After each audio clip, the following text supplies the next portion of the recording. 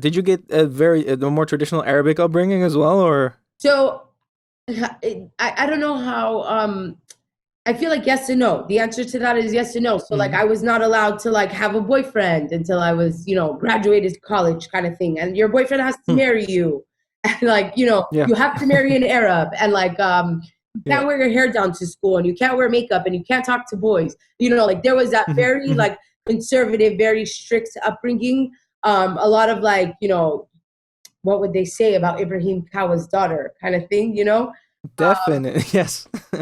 Traditional in that all the family was always together. There was on holidays, my father was the oldest of his siblings, so on holidays like everyone was at our house, like those Hmm. like beautiful, I I guess, love that. the Yeah. hospitality of the culture where it was like your uncle is here, make sure you serve him and he feels really like welcome. The beautiful Hmm. parts of my culture and the upbringing, I would say that I did get, but we were raised in America.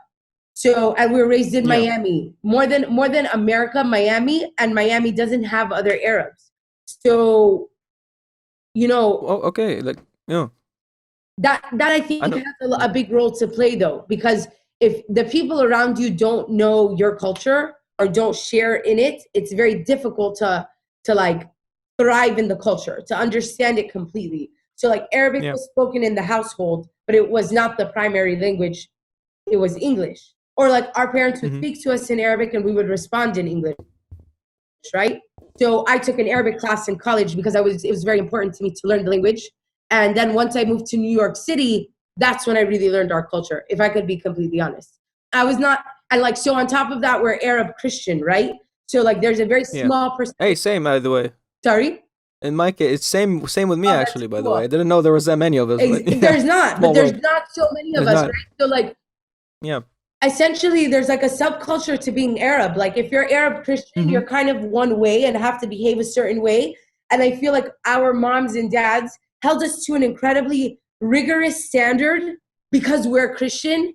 And in the Middle East, by default, if you're a Christian girl, I can sleep with you. I can Absolutely. there, Yeah. there's I Yeah. know, and like look, people don't talk about it, but like I don't care. Like I'm Yeah. gonna say what. No, that's good. Let's get into it because I really want to talk about this. Great. I want to bring it out there. So Yeah. Cool. so Continue. essentially, like I feel like we're held to two different standards. And like, it's funny because, and let me be very clear, I love everybody. I don't care who you pray to. I don't care what you believe in. Hmm.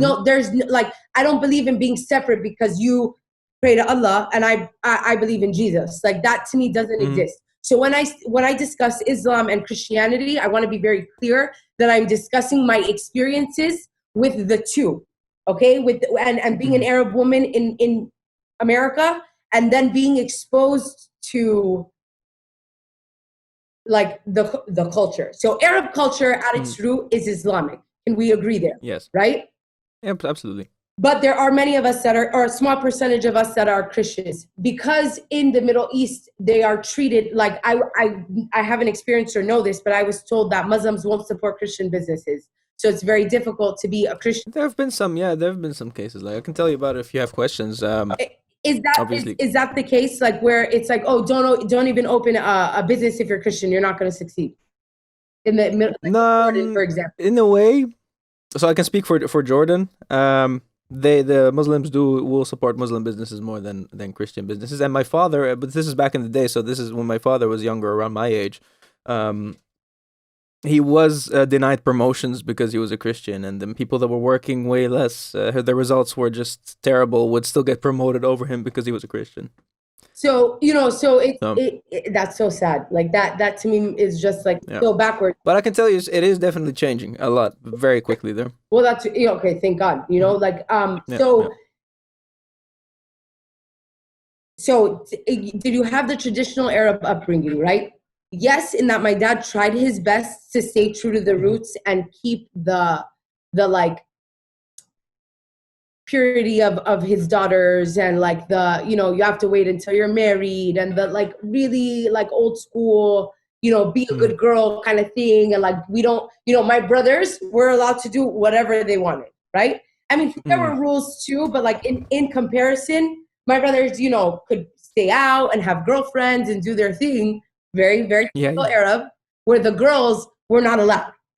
you know. Mm-hmm. So anyway, my mom was very specific about, you know, not having Muslim male friends. You can have a Muslim female friend, but not a male friend.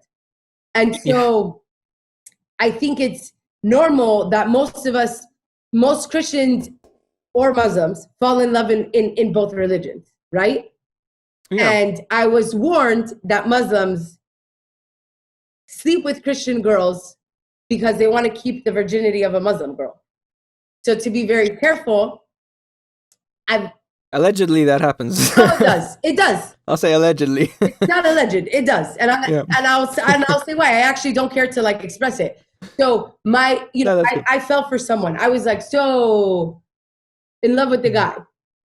This is going off on a tangent. I don't know actually if we should get into this part, but essentially it's not alleged. Like I do think that really does happen, and I think being in New York City and experiencing people who had parents who raised them in a way of being very old school, where it's like there's no way like I would marry outside of my religion, or they're very judgmental of you. So like I was living on my own in New York City at like with the other female roommate at like 23 years old. And so when I really liked this guy, he was like, well, like I can't bring you home to my parents. You know, you live by yourself. You don't live with your parents. Wow. You know, like it was this very old school, very backwards way of thinking. And it was just like, you know, what is traditional? I should have started the answer with define what a traditional Arab upbringing is. Because I would say culture shock to me. I was like, what? Yeah. Like we're in America. What do you mean? It's funny how, you know, a lot of people who have Arabic parents that are born and raised in other countries tend to be extra proud and extra hold on to these Arabic traditions. Right. Agreed. And I feel extra Arabic when I'm here in the Netherlands because of that as well, because I'm different than them and I relate more to Arabs and my behavior is more Arabic, you know? So when you say my behavior is more Arabic, yeah. What does that mean for you? So the humor, the more, I think my work ethic is very Arabic. My entrepreneurial spirit is more Arabic. Like, so if you look at the way business is done here in the West, or I don't know, in Europe, people are very much into, okay, here's what I want from you, blah, blah, blah. There's no personal relationship. This is just a business relationship. You're a tool for me to get where I want, you know? Right. And when it comes to the Arabic, I really am very personable. You become friends with the person first, you become social, and then you consider doing business. Right. You know, and that also translates to social. I'm the same way in terms that I like definitely have to connect with someone. I have to like you to want to like work and do things with you, for you, whatever it may be. And I definitely prefer genuine relationships. I will also tell you this, hearing that like, hey, this is what we need to get done, and I just want to do this and keep it moving. I sometimes, because unfortunately people are not as pure at heart as some of us are, it would be easier if everyone was just like, these are my intentions. Yeah, right. And straightforward and like, let's just do business. This is how it is. This is what I need. You know what I mean? Like there's... Yeah, both of them have their benefits. Say again? Both of them have their benefits, of course. But I'll say I took after my father because I always grew up with him. We was always on the phone. And he always brought guests back for work and from other countries and was hosting them and stuff. And, you know, that was just natural for me. Right. Because that's what I grew up seeing. And that's very Arabic. And I was shocked when it wasn't the same here. I'm like, really? You're being a robot right now? I'm trying to connect with you. Yeah. People think you're weird almost sometimes, right? It's just like, what are you doing? Like, what are your... like? Yeah, it's like, don't you have friends? I think I will say about it, that's my favorite part about our culture. And I was just saying that, I was just discussing that recently. Like the hospitality part of our culture is probably by far the best. There is nothing in comparison to Middle Eastern hospitality, period. Literally, like there's just nothing that compares, I feel. No, yeah, for sure. We are so about making people feel comfortable and like incredible in the home or just in general. And that's why I think like for an Arab, it's such a double-edged sword. Like Arabs unfortunately see the hospitality industry for people, cooks in general, for people who are uneducated, for people who couldn't do something better with themselves. Like I had so much pushback from my mom's aunts who are super, super Arab in the way that they think. And they were like, you know, you're so pretty. There's so many other things you could do. You're so smart. Why are you wasting your life on this? And I said, but this is what I want to do. This is from my heart. And it's a double-edged sword, I feel, because we're so hospitable, but look so down on that particular industry. And Arabs don't realize that, like, if they did it, but with a spirit of, we're going to do this at the best level we could, there's no one who competes with us in terms of hospitality. So, like, if you took a French restaurant and you had an Arab consultant on terms of the experience to the guests, I just think that that would be like, I just gave someone another multi-million-dollar idea. Hire me as the Arab consultant, though. Hey, jump on it yourself. Like, you should do that. Manage a French restaurant? No, I think, well, I'm a little bit busy managing, you know, better than her mother's, but perhaps, you know, we'll do something like that. Inshallah. No, it's, what was I going to say? Yeah. So, you were basically sort of they were trying to push you, or your family was trying to push you in a different direction. Always. And, but maybe that pushback sort of gave you the thick skin and extra sort of work ethic that you have now. I think that's what I was getting at, actually. Now I remember for when I asked about your Arabic upbringing is, work ethic is a huge thing there, because it's always been like, you have to be an engineer or a doctor. You have to get the highest grade. So the work ethic is there. So whether you apply that to your education or into any other field, you know, it's beneficial. Is that the same with you? Do you think that helped? Yeah, I think so. I don't think I don't believe like that negativity is like the way. I'm really not into like bringing anyone down, because there's a lot of people who won't take that and like, oh, I'm going to prove you wrong. I'm that kind of person. But there's a lot of people who it'll defeat them. So what I do think helped make me better was being one of 6 kids and noticing that the only way you got my dad's attention was if you were the best at something. And my dad instilling in us that we had to be the best at something. So I've discussed this many times, and I tell the story of my first time bringing home a C. So my dad was exactly like you said. You had to be the best and bring home the best grades and et cetera, et cetera. So I thought a C was failing, right? And so I got a C. Same. Final grade. I agree. Say again? I agree. That's how I had it too. So when my final grade in a class, when I was like 5th grade or something, right, was a C. And I was like, oh my God, I fucking failed. I'm not going to get to middle school. Oh my God. Like I was freaking out. So I asked the lady in the office, do I have to take summer school? Like, how do I, you know, like, will I go to middle school? Like I'm freaking out. Like I'm on my dad when I get home. She's like, C is not failing. C is average. And I was like, oh, I'm good. Great. So I'm a normal human. I was like, Baba, I didn't fail. Look, she said that it's average. And it's just really funny. Like, you know, if you think about it in retrospect, like I was up until the age of 10 years old, I thought C was a failing grade. That's how rigorous the like standards were in the house, right? Like, you had to be the best. So he was like, my kids are not average. Don't bring me home C's. And it is that moment that was so impactful to me that really made me understand like why our parents like demand this level of excellence from us. Like, you know, you become their pride, you become their this, whatever their intentions are. The impact on me was that you always have to be the best. And my dad was an incredible, brilliant man, businessman, and brilliant. He was absolutely brilliant. But brilliant advice was always in how you were going to take over. How, and not like this like scheme. It was always like, you have to be, if you're working in retail, be the number 1 in the store. Be the best so that the regional manager notices you, so that you get a promotion very quickly. So that like, it was always about being better than everybody around you and being better than yourself than you were the day before. Like you just had to exceed. And so I think like that level, that tone in the house, and having a big brother, like my brothers who Malky took that so personally. That's the eldest brother. He took it so personally and was so aggressive about being the best literally at everything. Like he made it to state championships when he wrestled. When he was in retail, he became the manager super, like as quickly as you could be, like, you know, and Malky started like working at Burger King, you know what I mean, like during high school. Yeah. That he Wow. seeing someone like that, and he was my, like, as a little kid. Was it like from his own will? Like he decided he wanted to go work there for extra money, Right, just to work. right, like he did exactly what he wanted. Yeah. Not that your parents said you have to work. Exactly. My parents were actually the opposite. My parents didn't want us to work, so we only focused on school. Oh my god, this is so relatable to me. Yeah. I feel like then, Cool. but yeah, then if that's the case, then yeah, I guess I got a typical Arab upbringing in that case. You definitely did. I don't think you realized it till now. Yeah.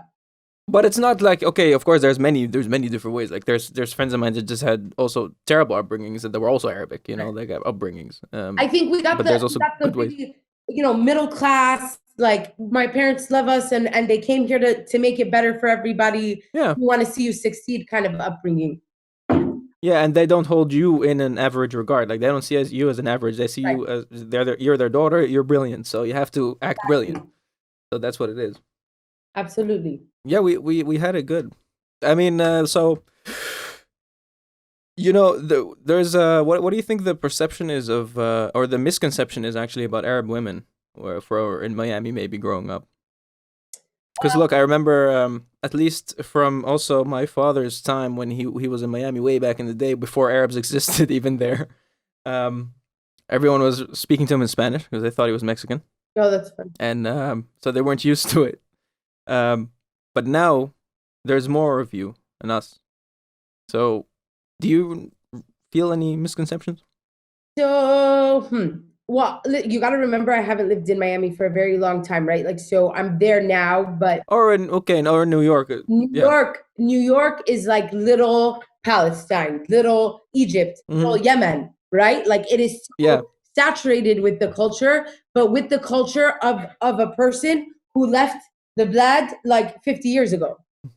So it's very backwards. And I have very close friends that were, you know, that are Yemeni, that are incredibly oppressed in America. And you asked, the question is, do you find that there are misconceptions about Arab women? I don't know that what are these misconceptions? I don't know that there are misconceptions specifically to our gender. But I definitely think that there are misconceptions to the culture, to the race in general. I think that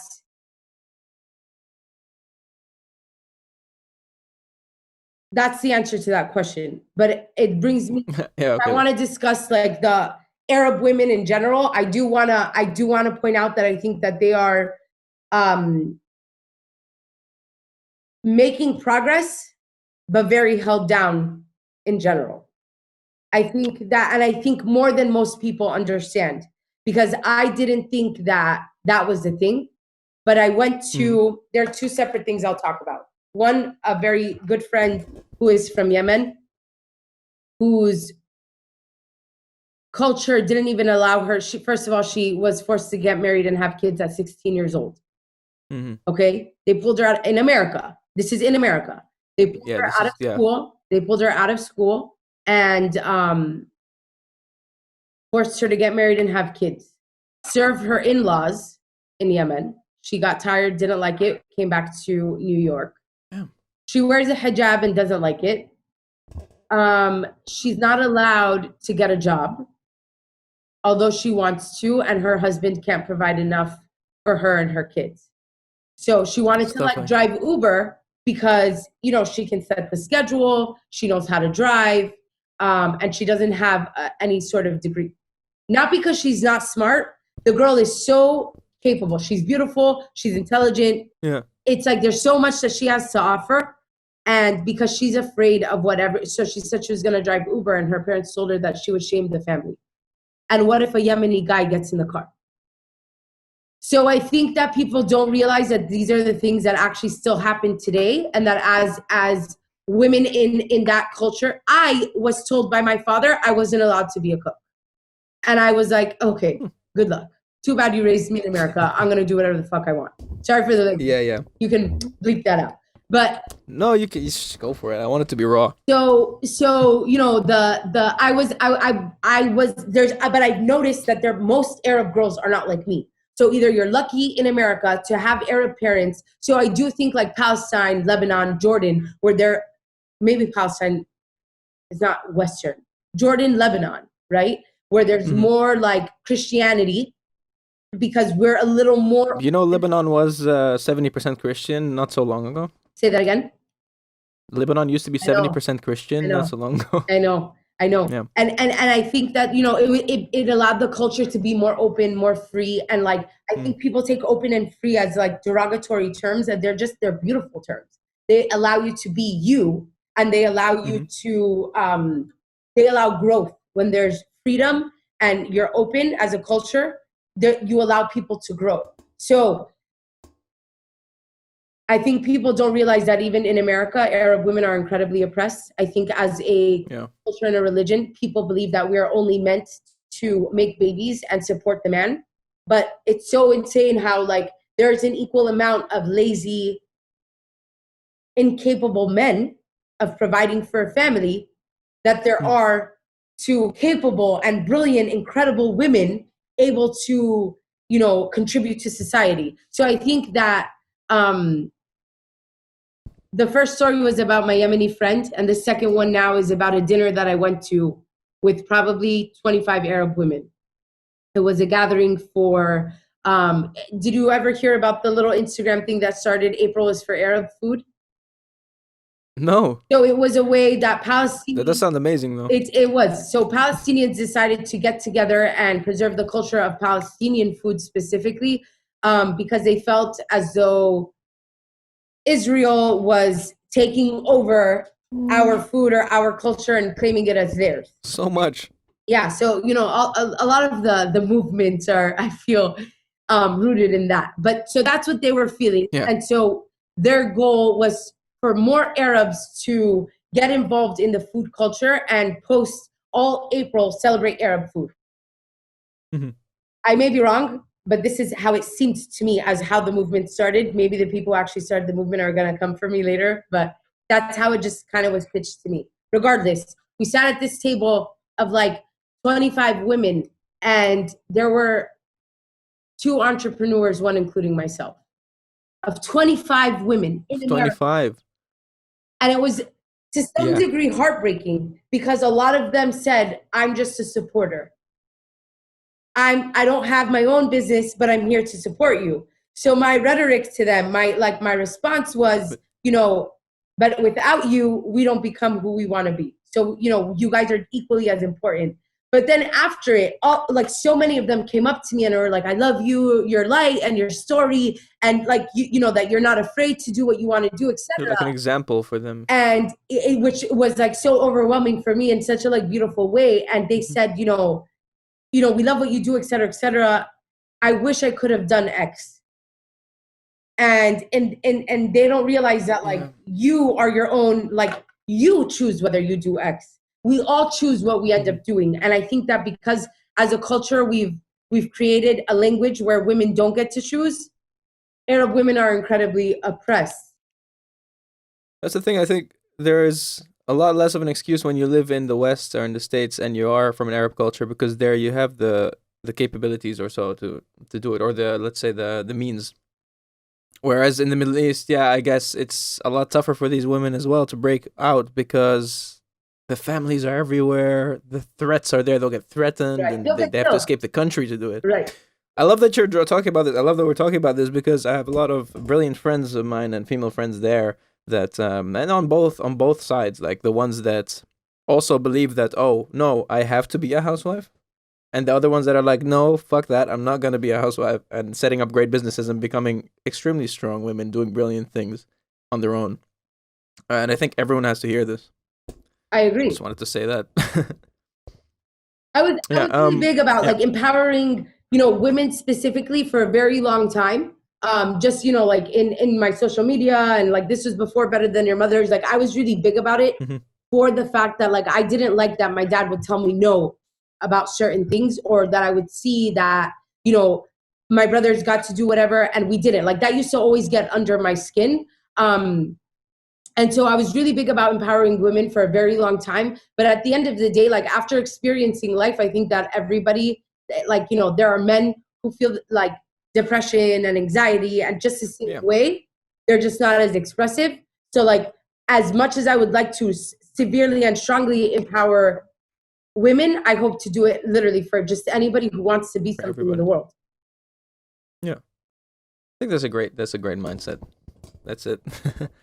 Yeah, no, there was a movie. I don't know if you've watched or heard of the Netflix series Jinn, which was a Jordanian show. It was the first Jordanian series. That's- Now, the story for me was, I'm gonna have the main actress on, so I won't shit on it too much. But the story was weak, to say the least. But I don't think that was their point, because it focused on a private school from suburban families and kids in the middle class.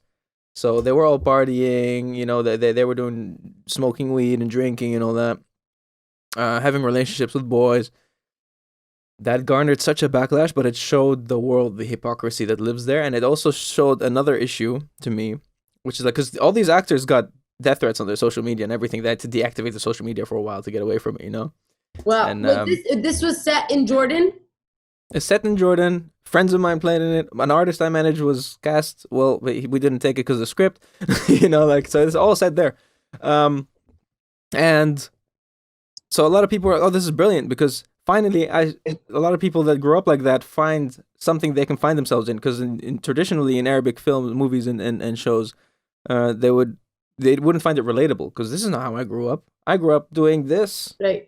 So that's what they liked. They thought it was cool that it showed the world that. And then the other group came and said, like, no, this is representing our country so badly, because in their mind, the West probably thinks the same way about morality as they do, and they don't want to show that this stuff happens in their country. My favorite are the Arabs who just came to America. Oh my God, they're the best and the worst, because they're like, it's the land of milk and honey, but it's like it's sad for those.